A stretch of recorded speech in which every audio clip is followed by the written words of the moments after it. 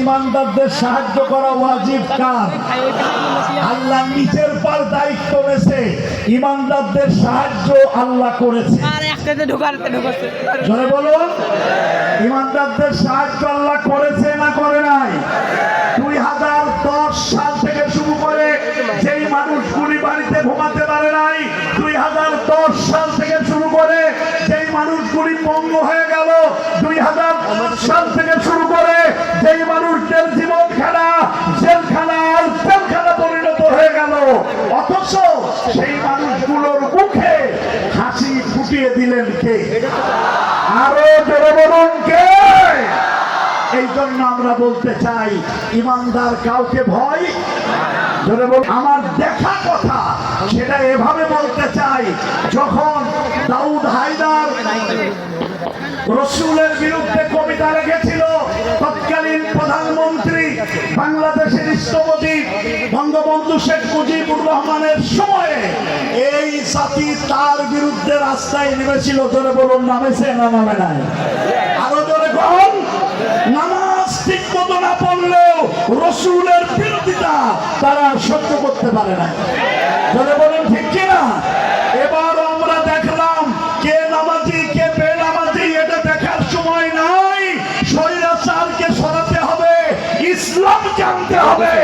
এই জন্য এই দেশে আল্লাহর জমিনে আল্লাহর বান্দারা বুক পেতে গুলি খেয়েছে। জোরে বলুন ঠিক কিনা?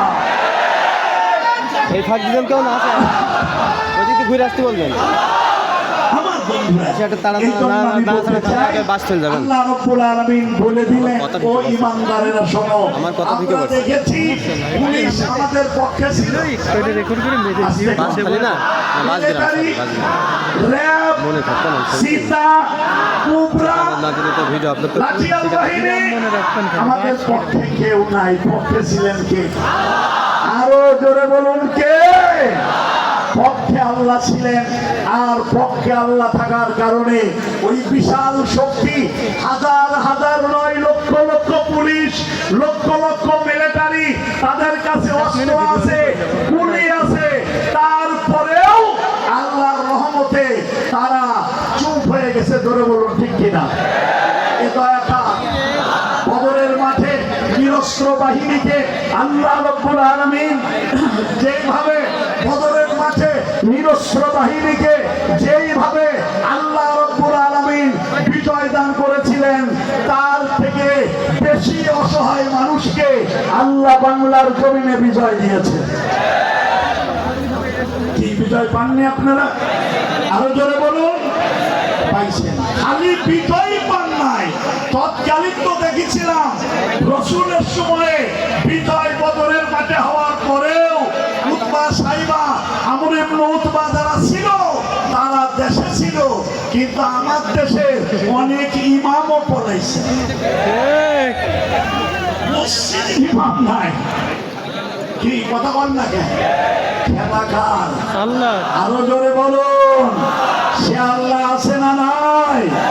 আসুন, বিজয় যখন আমাদের এসেছে তখন আল্লাহ রাব্বুল আলামিন আমাদেরকে লক্ষ্য করে বলছেন, সবাই আমার সাথে সাথে বলুন, আউযু বিল্লাহি মিনাশ শাইতানির